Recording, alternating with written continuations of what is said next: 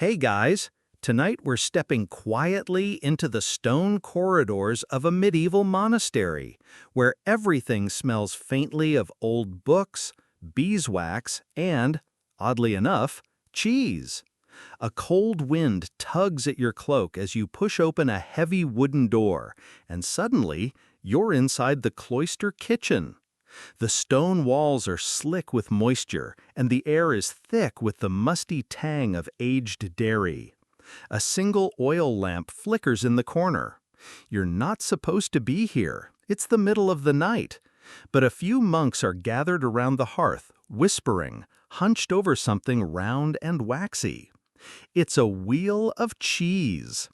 So before you get comfortable, take a moment to like the video and subscribe, but only if you genuinely enjoy what I do here. And let me know in the comments where you're listening from and what time it is over there.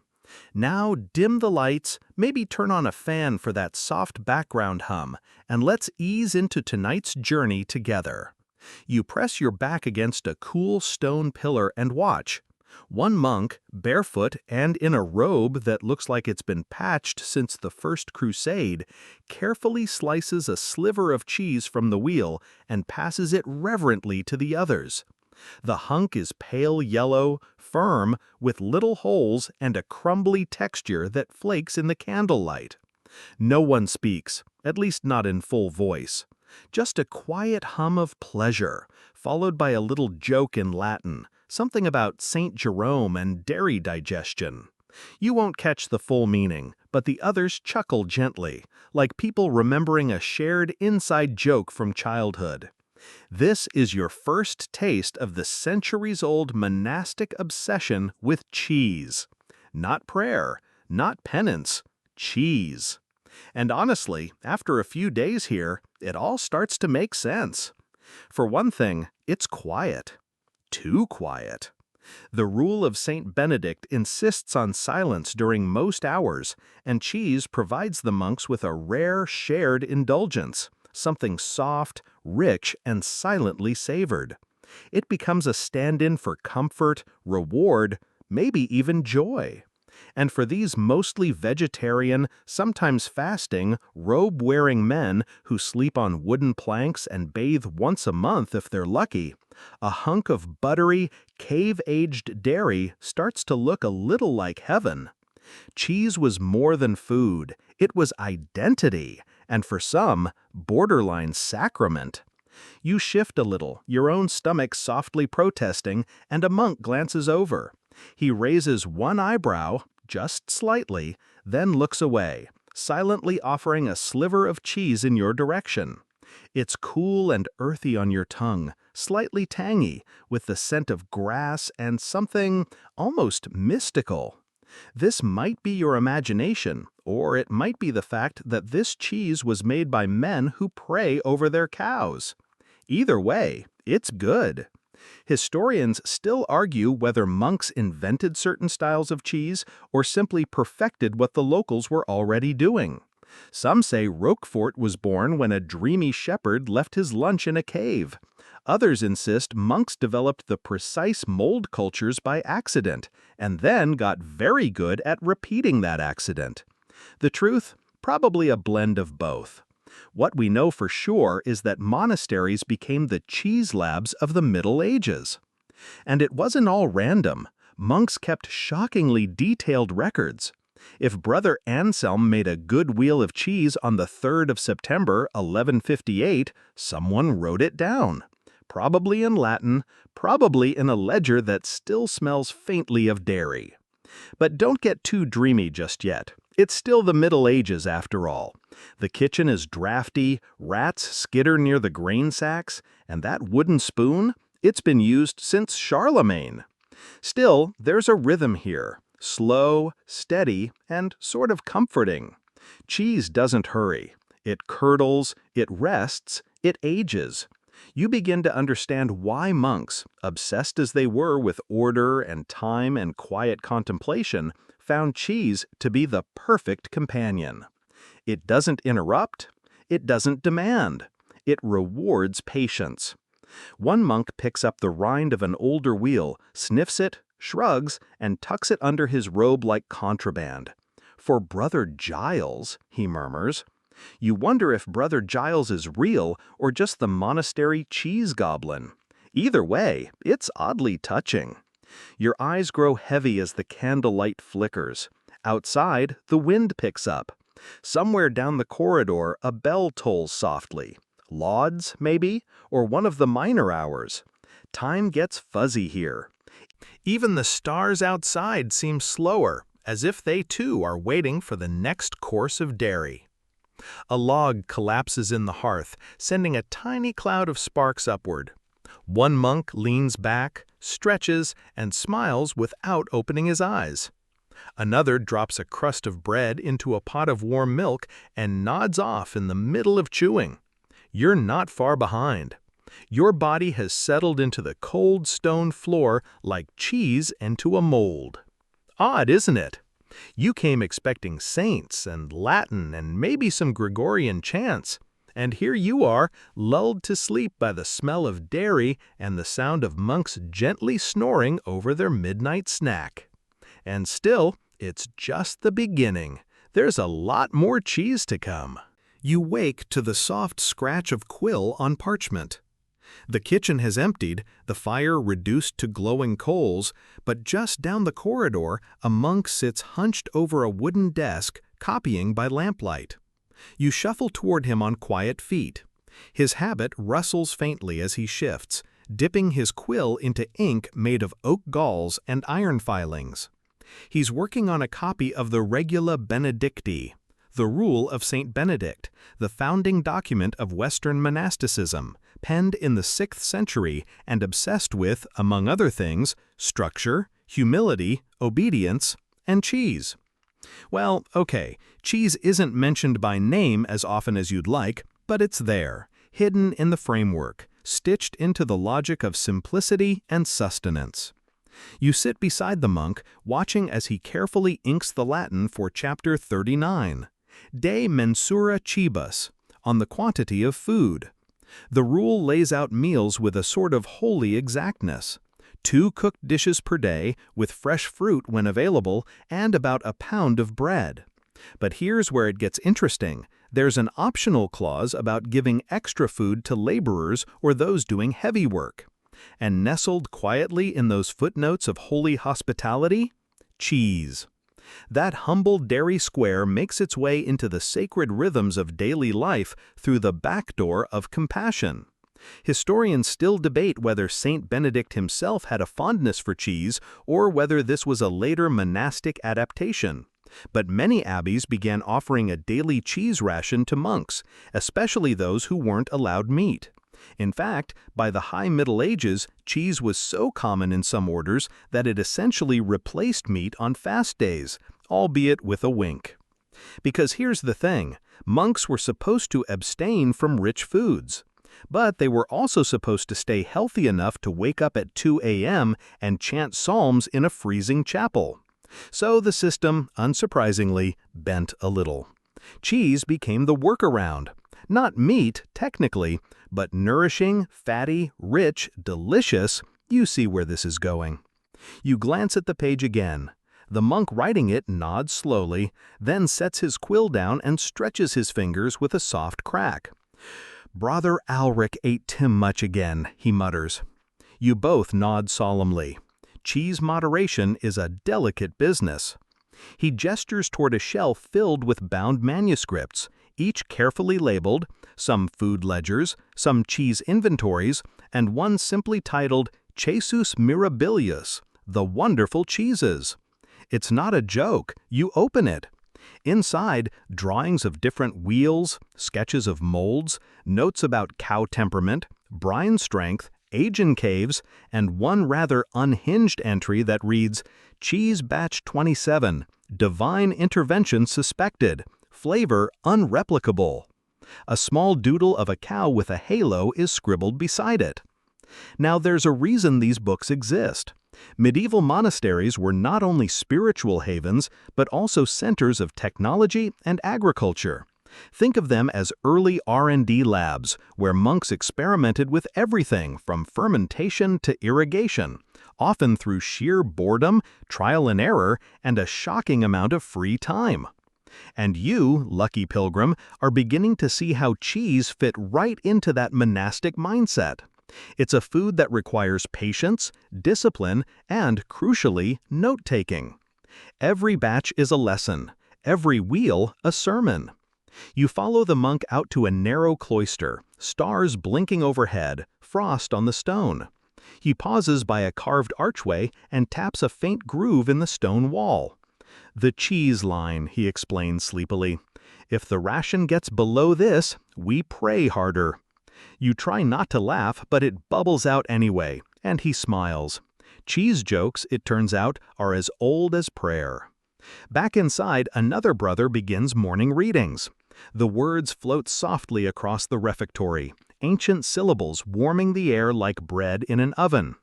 You sit at a long wooden table where today's modest breakfast, a hunk of dark rye, a bowl of diluted wine, and a slice of cheese awaits you. And the cheese? It's different this time. Firmer, saltier, more aged, the kind that breaks apart like shale and smells faintly of mushrooms and wet grass. You take a bite and chew slowly. It tastes like time. There's a certain reverence to this ritual, the way the cheese is served in silence, the way each monk eats without haste. You wonder if they're thinking about the cows that gave the milk, or the cellar where it aged, or maybe they're just grateful for a moment of flavor in their otherwise ascetic lives. Whatever the case, it's clear now, cheese isn't just allowed here, it's cherished. Still, not everyone agrees on its role. Some stricter orders, like the Cistercians, wavered between approval and skepticism. They argued that luxury, even in dairy form, was dangerous. Other communities, especially in France and Italy, leaned in hard. Cheese became not only a staple, but a regional badge of honor. And where it started as humble nourishment, it slowly edged toward art. You finish your slice just as the morning bell rings. Time for prayer. But as you rise from the bench, you hear one monk whisper to another, "Brother Cadfan swapped his cheese ration for an extra candle last night." A black market candle for cheese economy? Of course. And just like that, you're back in the flow of monastic life, where everything is done in measure, except, perhaps, the quiet obsession with all things curdled. A soft gray dawn breaks over the cloister roofs, and the air outside smells like damp stone and straw. You're following a monk named Brother Odillo through the dew-slick garden, past rows of cabbage and medicinal herbs, and toward the barn. He's leading you on what he calls a blessed bovine circuit, though you suspect it's really just an excuse to visit Sister Agnes. Sister Agnes, as it turns out, is not a nun. She's a cow, and a rather smug one at that. She chews slowly as you approach, regarding you with the weary wisdom of a creature who knows she's essential to the divine dairy schedule. Around her, several other cows low gently, their warm breath steaming in the chill. The barn is simple: stone walls, timber beams, and a heavy scent of hay, manure, and something sweetly lactic. You've never been this close to the holy heart of a medieval supply chain before. Brother Odillo offers Sister Agnes a pat and says, "She's a miracle of patience, gives milk even on fast days." You're not sure if he's exaggerating, but you note that she seems to have her own stall, cleaner hay, and a small wooden plaque reading "Donum Dei," Gift of God. Monasteries, it turns out, took animal husbandry extremely seriously. These weren't aimless herds grazing in wild pastures, they were managed like clockwork. Each cow had a name, a pedigree, and a schedule that would rival a minor noble. They were milked at precise hours, fed specialized feed, and rotated seasonally to protect their hooves from frostbite. It wasn't charity, it was necessity. Without cows, there was no milk. Without milk, no cheese. Well, no one really wanted to consider that. You kneeled beside a monk expertly drawing milk into a wooden pail. The rhythm is hypnotic. Squeeze, pause, squeeze. And the barn is filled with that soft, wet percussion of patience. You could almost fall asleep right here, tucked in the straw, lulled by the bovine metronome. But Brother Odillo nudges you up and leads you toward the dairy. It's a small domed outbuilding, half buried in the earth, where the temperature holds steady and the smells intensify. Inside, it's a wonderland of controlled decay. Shelves lined with wheels in various states of bloom, buckets of curd wrapped in cloth, and a faint, persistent scent that lands somewhere between damp stone, butter, and gym sock. And it is glorious. This is where the monks become alchemists. The milk, warm and foamy from Sister Agnes, is poured into large kettles. Rennet, made from dried calf stomach, if you're curious, is added to help the milk curdle. Yes, medieval cheese-making was not for the squeamish, but it was effective. The curds are cut, stirred, sometimes heated, then pressed into molds and salted. All by hand, all in silence, broken only by the occasional sneeze or hymn fragment. You watch one monk, elbows deep in a vat of curd, move like he's praying with his fingertips. He doesn't look up, just murmurs, "This batch is for St. Bernard's Day. Needs extra salt. Last year's was too soft."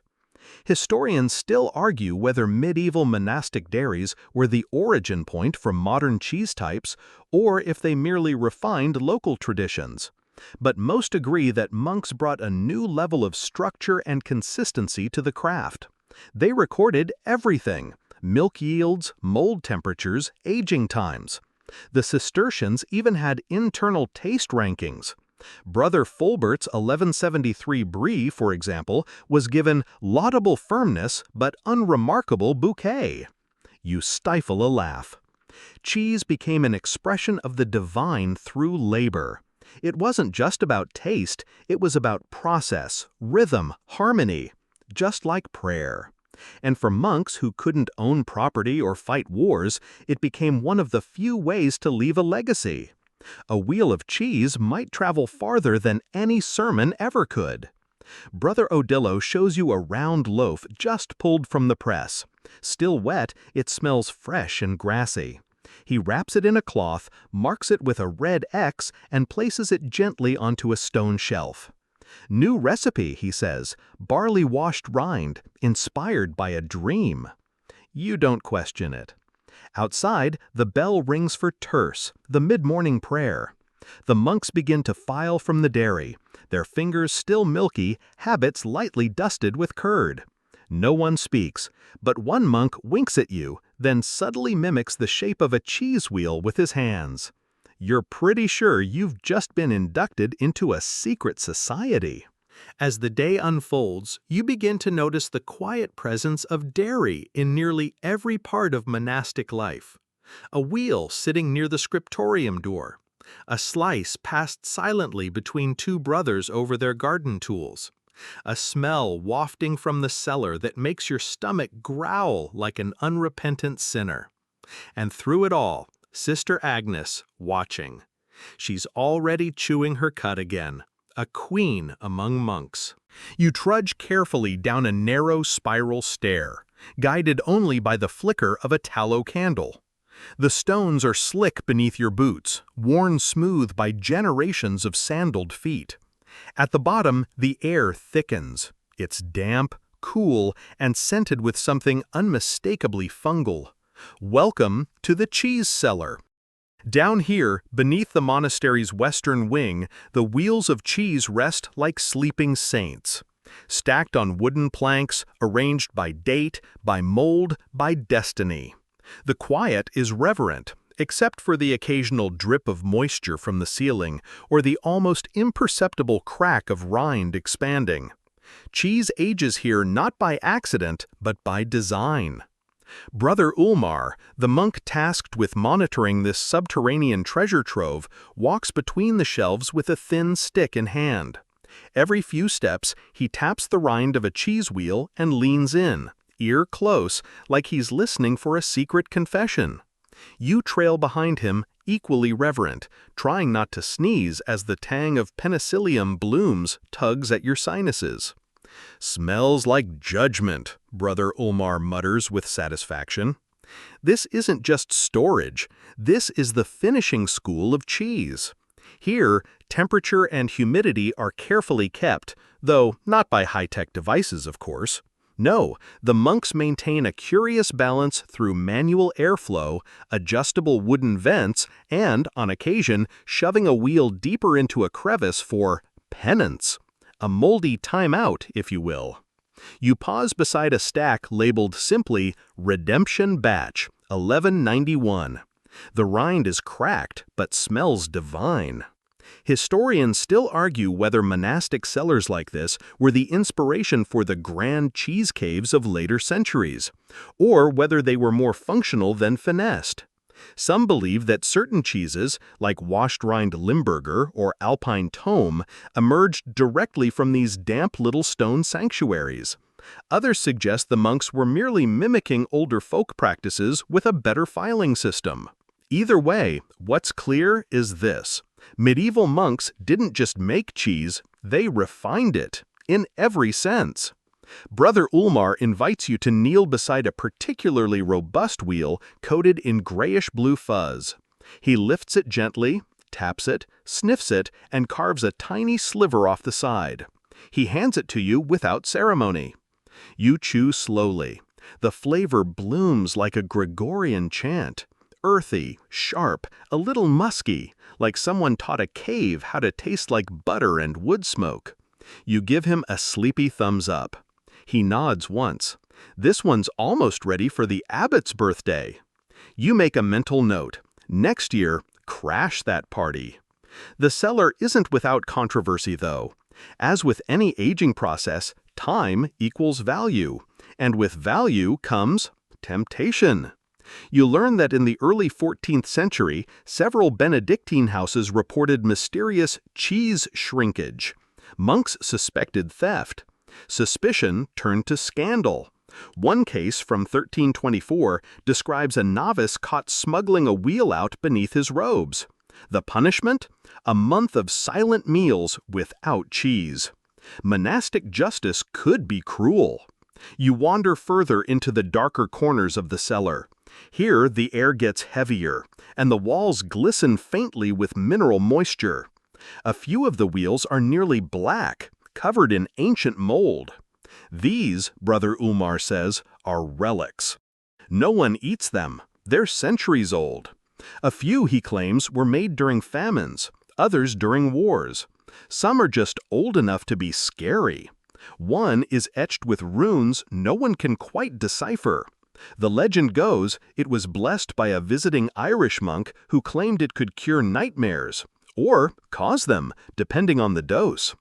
You pass a shelf marked Experimental Rinds and another labeled Do Not Touch, Sister Agnes Batch. You don't ask questions. It becomes clear that the cheese here is more than food. It's memory, a diary written in milk and mold. And every batch carries the fingerprint of its time. The grass the cows ate, the weather that season, the monk's mood, the salt source. In that way, each wheel is a kind of edible time capsule. You help Brother Ulmar flip a few wheels, brush off excess fuzz with a stiff bristle brush, and mark dates in a leather ledger. He whistles softly through his teeth, a haunting little tune you swear you've heard echo through the chapel at night. Perhaps even the cheese recognizes it. Before leaving, you glance back. The cellar is quiet again, still, waiting. It feels like the cheese is dreaming, aging, whispering to each other in long, slow, fungal syllables.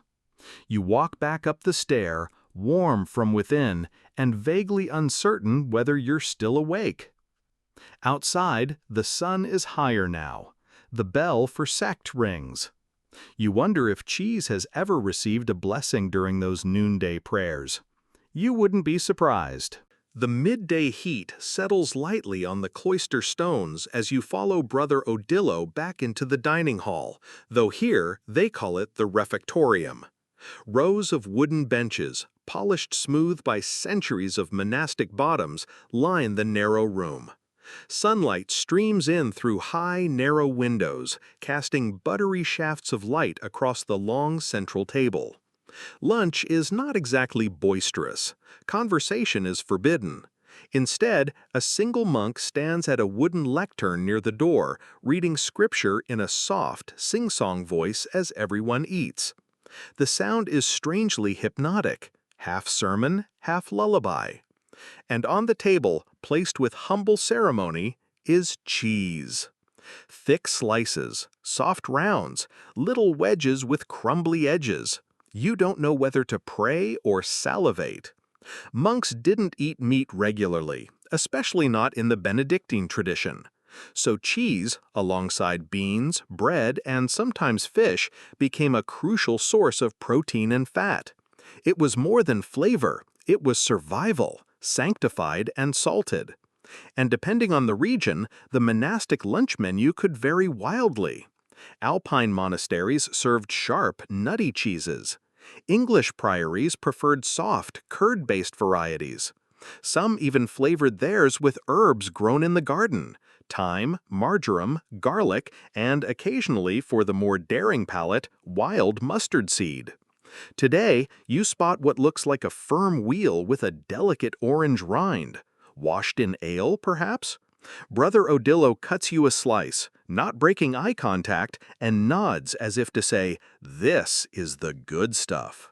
As you chew, a monk across the table briefly raises his eyebrows in admiration. It's the closest thing to a compliment you'll get here. Historians still debate whether these monastic cheeses were shared with local peasants or hoarded entirely for the cloistered elite. Some records suggest a kind of tithing system. Farmers might pay with milk and receive cheese in return. Others hint at small black markets, where monks secretly traded cheese for honey, spices, or, believe it or not, parchment. And then there's the Great Cheese Scandal of 1279, when a group of monks in Tours allegedly swapped wheels of aging brie for bottles of contraband wine. The abbot declared it a breach of dairy discipline.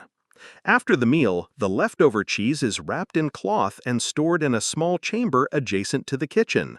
Nothing is wasted, not even the rinds. Those are scraped, softened with broth, and made into a humble evening soup called potage de croûte. Surprisingly delicious. You take a moment in the quiet to reflect on this rhythm of food and faith. It's not luxurious, but it's comforting, thoughtful. Each bite earned through labor, preserved through patience, and consumed with reverence. A nap seems inevitable. But Brother Odillo taps your shoulder. There's more to see. You're standing beneath an archway carved with Latin phrases, many of them dairy-related if you squint, and looking out over a small courtyard garden where bees hum and laundry flaps lazily in the breeze.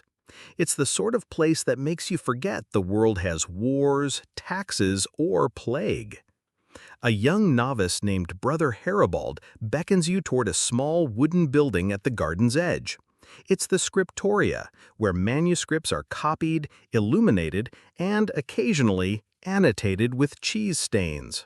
Inside, it smells of ink, dust, candle wax, and faintly old cheddar. You're not surprised. What you are surprised by is the stack of parchment rolls tied together with twine labeled "Caseus recipes do not lend." Apparently, monks didn't just eat cheese, they wrote about it extensively. These aren't simple lists of ingredients, they're full-blown treatises.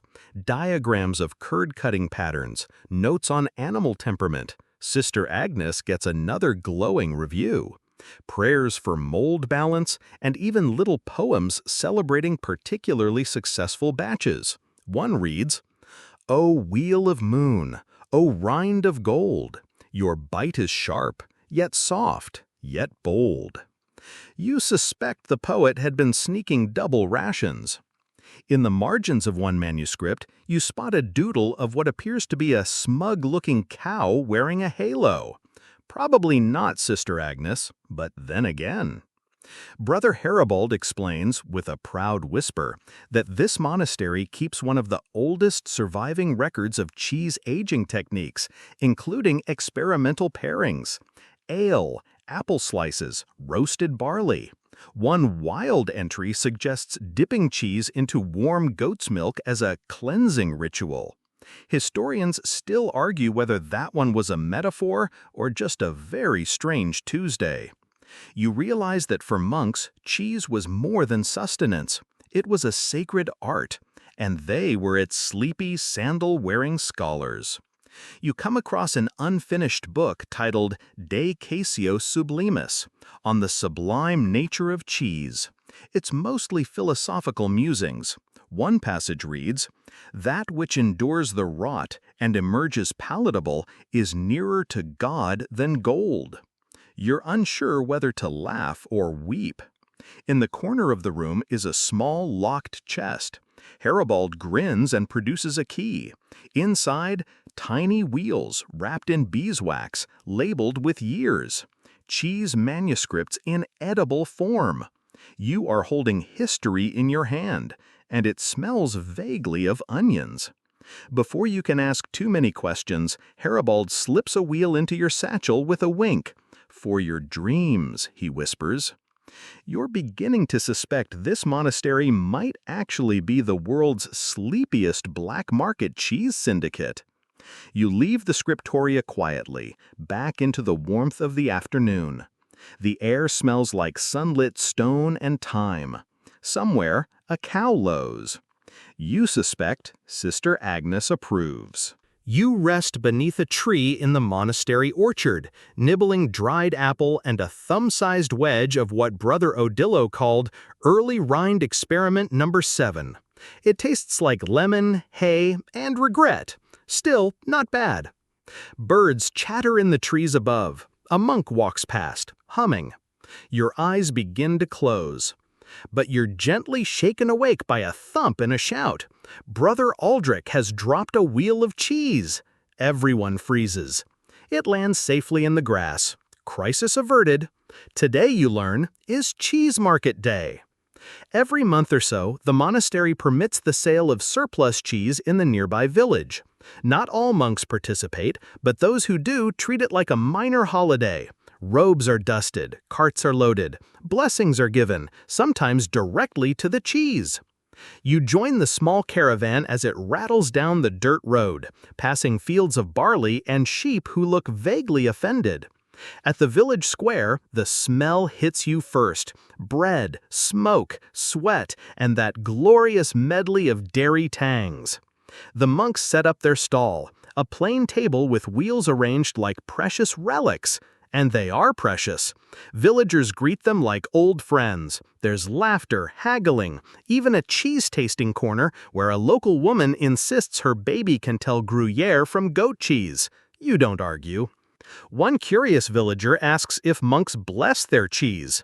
Brother Odillo replies, deadpan, "Only the good ones." Historians still debate how involved monastic communities were in local commerce. Some evidence suggests full-scale operations with complex trade networks. Others insist most cheese was kept in-house. But clearly, monasteries weren't hermetically sealed. They smelled like cheese and taxes, just like everyone else. By midday, most wheels are gone. In return, coins, dried fruits, even a live chicken. Brother Aldrich names her Petal and insists she's cheese-adjacent. You head back to the monastery with lighter carts and heavier pockets. And maybe, just maybe, a deeper appreciation for the subtle commerce of curd. You return from the village, drowsy from sun and cheese samples, to find the monastery's inner courtyard bathed in soft gold. Shadows stretch long across the flagstones, and somewhere a bell rings for vespers, evening prayers. But tonight, you're headed somewhere quieter. Brother Garrow, the monastery's unofficial cheese philosopher, invites you to join him in the cloister garden. He's wiry, gray-bearded, and smells faintly of toasted oats and, you guessed it, aged Gouda. You sit on a worn bench as he begins a meandering monologue about cheese and morality. To make cheese, he says, hands folded like a sage, you must embrace transformation. Milk becomes curd. Curd becomes form. Form becomes flavor. Just as man becomes monk through patience and pressure. You nod solemnly. Then, sneeze. Some pollen or maybe a rogue cheese spore. Brother Garrow continues, unfazed. He talks of balance. Cheese requires order, time, temperature. Even bacteria have their place. Too much chaos and the wheel spoils. Too little and it never becomes anything. A lesson, he mutters, sipping from a clay mug of nettle tea, for anyone trying to age with grace. Some scholars, he explains, believe medieval monks developed early concepts of microbiology without realizing it.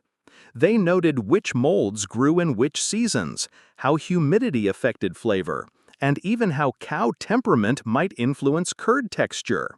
These weren't guesses, they were careful observations, centuries before microscopes confirmed the invisible guests in every bite. You ask Garrow what he thinks makes a cheese holy. He laughs. A hole, a mold, and a mystery. Then he grows serious. He speaks of rituals, wheels blessed during Easter, cheeses shaped like crosses for Lent, even legends of curds forming in sacred symbols. Historians still argue whether these stories were sincere miracles or just wishful seeing. One parchment even records a wheel of camembert whose mold allegedly resembled the Virgin Mary. The abbot at the time called it mildly convincing. Brother Garrow leans in.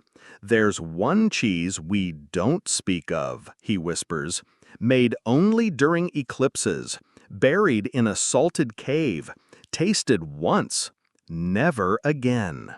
You stare. He sips his tea. You're pretty sure he's messing with you, but part of you, just part, wonders if somewhere deep in this monastery there lies a wheel so powerful, so pungent, so profoundly blessed, it could end world hunger, or start a new order. The sky darkens slightly. The bees have gone quiet.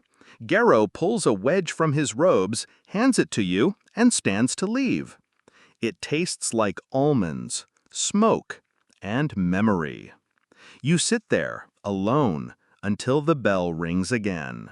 Later that evening, by candlelight, you find yourself in the monastery library. Its silence feels heavier than the cheese cellars. Books line the walls in uneven stacks. Some are chained to the shelves, not for security, but reverence. And tucked among volumes of scripture and Latin poetry, more cheese notes. You're not even surprised anymore. Brother Conrad, the librarian, adjusts his spectacles and shows you a dusty codex labeled Annales Lactis, the Milk Annals. It's not just about cheese. It's about cows, grazing patterns, seasonal changes, even astrological events and how they supposedly affected milk quality. Venus in Capricorn, one entry reads, leads to unusually creamy curds. Another claims a comet sighting led to an outbreak of crumbly cheddar. Historians still debate whether this was science or sleep deprivation, Conrad says dryly. You thumb through pages covered in tiny looping script.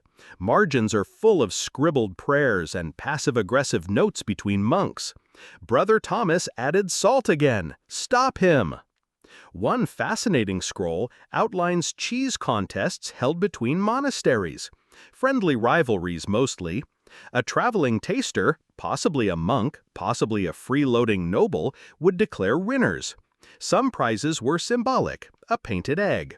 Others extravagant, a new cow.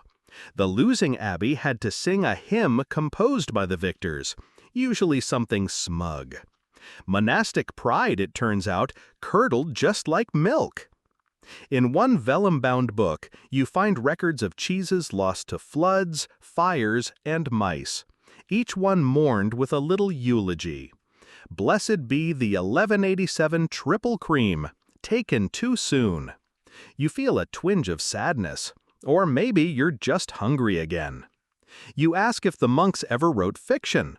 Brother Conrad nods and pulls a tiny booklet from a hidden shelf. It's a cheese-themed morality play. The title? The Wheel of Sin. It features a prideful young cheddar who refuses to age properly and is ultimately eaten before reaching full maturity. A cautionary tale, possibly autobiographical. By the end of the evening, your head swims with facts, fables, and faint notes of blue mold. You return the books gently, and somewhere in the silence, you swear you hear the library sigh. You awaken the next morning in a small guest cell, greeted by the scent of barley porridge and rosemary bread wafting in from the kitchen. Breakfast is modest but hearty, and of course includes a generous wedge of soft morning cheese. The monks call it dawn curd. You suspect that's not its real name, but no one corrects you. Today, Brother Tillo invites you to the pasture. You follow him through dew-damp grass, past the garden and the vineyard, into a hilly meadow where the cows graze. And there she is again, Sister Agnes. She recognizes you. You can tell because she ignores you more intentionally this time. The cows are not just livestock. They are honored contributors to the monastic mission. Each one is named, monitored, and praised accordingly.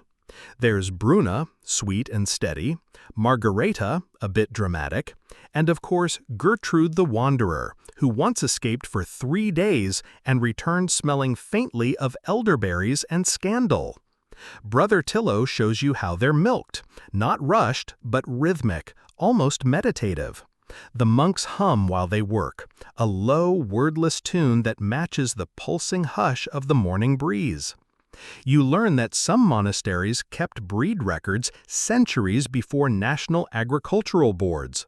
They observed lineage, temperament, even milk fat content. Historians still argue whether this early cow management qualifies as pre-modern genetics or just obsessive dairy journaling.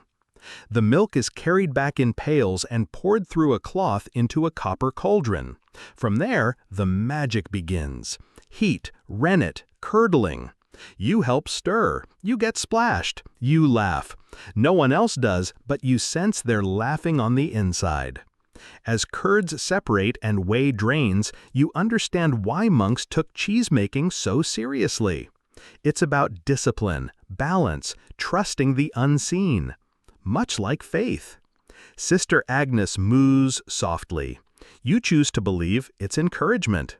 It's later in the day now, and you're back in the cool belly of the monastery, the cheese cave. Brother Winnemar leads you down a series of narrow steps carved into limestone, holding a beeswax torch that flickers like an uncertain mood. The air is cool and damp, tinged with the scent of stone, straw, and something tangy, a little judgmental even.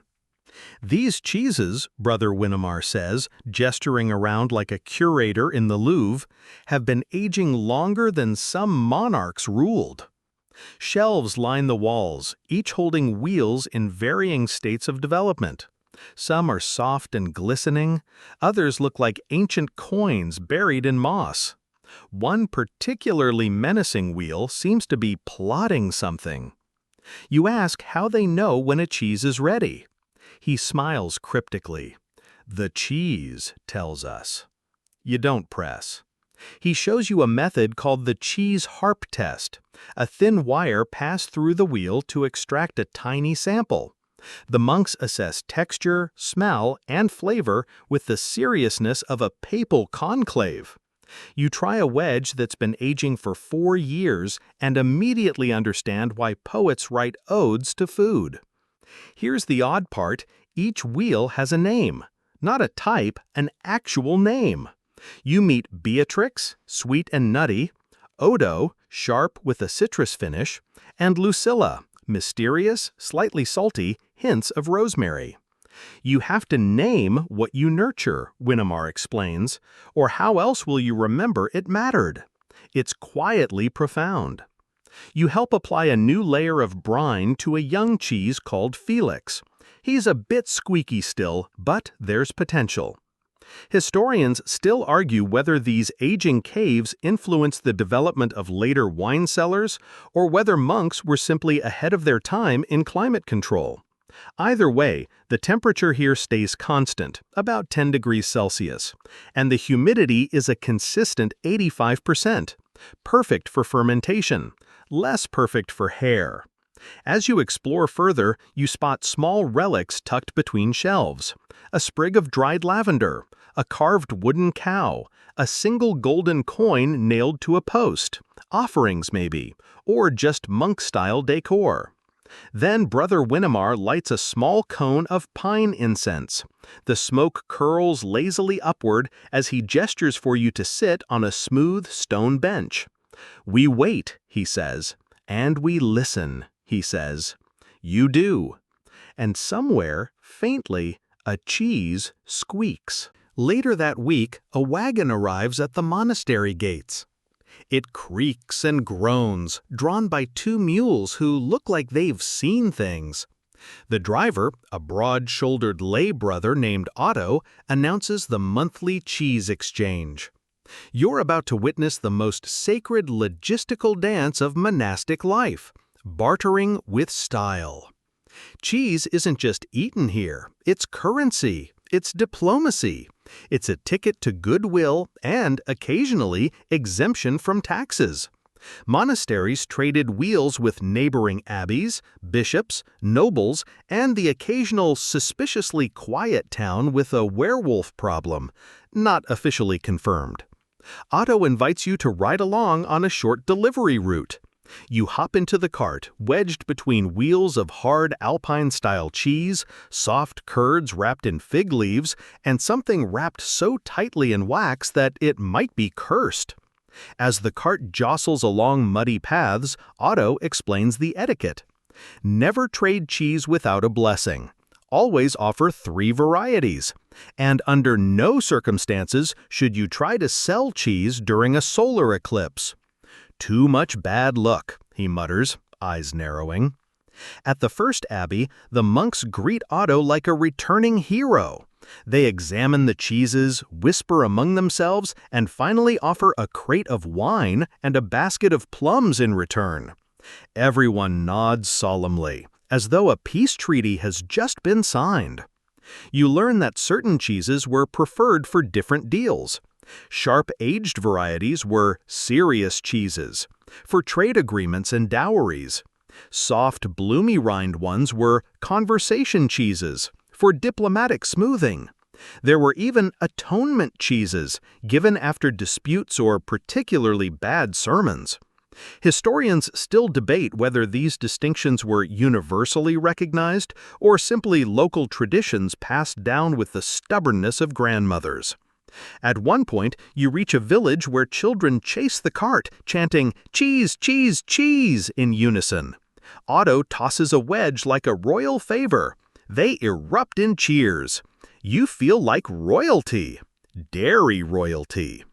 By day's end, you've helped negotiate 5 trades, sampled 17 varieties, and learned that the most valuable cheese of all is patience. That and one particular blue-veined cheese that smells like roasted garlic and regret. Night has fallen again, and the monastery is alive with preparation. Tomorrow is the feast of Saint Cordelia, a little-known but dearly beloved local celebration honoring the unofficial patroness of monastic cheese. According to legend, Cordelia was a nun who once staved off famine by teaching her sisters to curdle goat's milk during a particularly unproductive Lent. In some versions, she also performed a minor miracle involving a wheel of brie and a raven. You're not entirely sure she's real, but you're absolutely sure the monks are having fun. The great hall is decorated with garlands of thyme and wildflowers. Tables are laid out with linen cloths. A few novice monks have been sent into the woods to fetch edible herbs and possibly a few mushrooms, though they're under strict orders to avoid anything too exciting.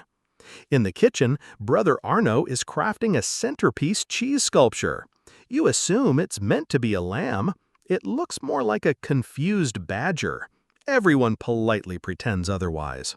You're assigned to the dessert table, where cheeses are paired with honey, dates, and spiced pear preserves. Each combination has a name: Heavenly Crumble, Monk's Regret, Silent Vow. No one knows who invents these titles, but they change every year and are fiercely defended. There's a performance tonight, too, a comedic play in which Saint Cordelia banishes the demon of sour milk using only a wooden spoon and the power of mild disapproval. You laugh harder than you should. Everyone does. Historians still argue whether the festival has pre-Christian roots, Brother Arno tells you as you sneak another bite of something fig-stuffed, or whether we just really needed a party. It's hard to say. There's dancing later, slow, deliberate, very upright, and singing in rounds that go on long past the final bell. You find yourself watching a wheel of cheese as it rests under candlelight, feeling oddly grateful.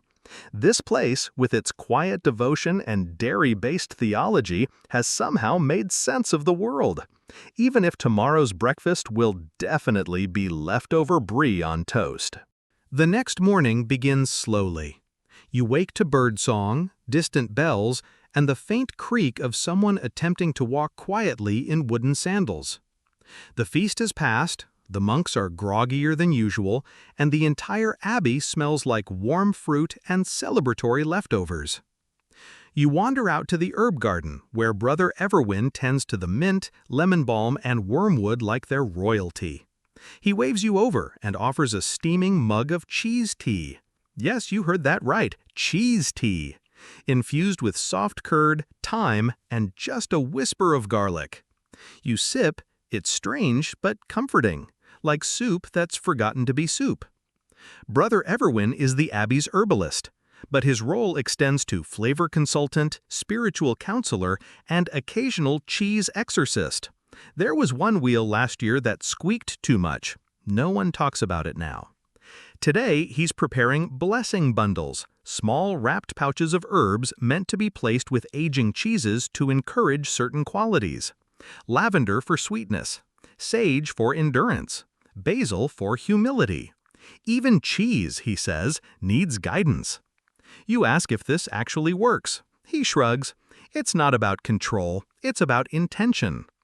Historians still argue whether this herb-cheese pairing had measurable effects on flavor or if it was more symbolic, a medieval version of speaking kindly to your houseplants. Regardless, the monks kept meticulous records of herb usage, and over time, some combinations did seem to yield consistent results. You help bundle some lemon verbena and tuck it beside a young wheel named Wilhelmina. She smells hopeful. As the sun climbs, a few local villagers arrive for the post-feast market day. The monastery opens its outer gate and lays out wheels for trade, along with small jars of honey, pickled ramps, and surprisingly good poetry about goats. It's an informal affair, full of quiet laughter and even quieter haggling. You notice a shy girl handing a monk a drawing of a cheese with wings. He bows solemnly and names a new wheel after her, Angelica. In this place, cheese isn't just food, it's memory, it's language. It's the slow, sacred work of making something simple matter. And as you help carry Angelica into the cellar for her long, slow aging, you feel like you've done something holy. Your final full day in the monastery begins in the scriptorium, that quiet chamber of quills, parchment, and endless marginal doodles. You're here not to write scripture, but something far more sacred, the official Cheese Chronicle. Brother Matthias, with ink-stained fingers and spectacles permanently fogged, guides you to a blank vellum sheet. Every visitor, he says, who stays long enough to stink of cheese must add to the record. No pressure. You dip your quill and begin. The ink flows surprisingly smoothly, and before long you've penned a modest but heartfelt account of Sister Agnes's moo of judgment, the cheese that tried to roll off the table, and the moment you mistook a wheel of St. Turribius for a footstool. Matthias nods approvingly. Beside you, he copies an older recipe, a mix of goat's milk and mulled wine originally intended for feast days, winter solstice, and moments of intense personal reflection. He pauses. "We've lost the mold required for this one," he admits. "Or it ascended." You both chuckle softly. The Cheese Chronicle isn't just a list of ingredients, it's full of weather notes, odd dreams, failed experiments, and small victories. There's an entry that simply reads, "Accidentally made butter." Everyone clapped. Another notes that a passing goose once stole a wheel and was never seen again. Historians still debate whether these records represent true cheesemaking history or just an extended in-joke. Either way, the chronicle is cherished. Outside, the bells toll for none, the ninth-hour prayer, and the warm scent of grilled bread drifts in. You close your entry with a quiet thank you. That evening, the monks gather for one final tasting. It's informal, no ceremony, just a half-moon overhead and a plank of sliced wheels on the table. You each take a piece and sit in companionable silence. Someone starts humming. Brother Giro nods off. Sister Agnes lies down beside your bench and snorts contentedly. And just like that, you're one of them. Not forever, but for now.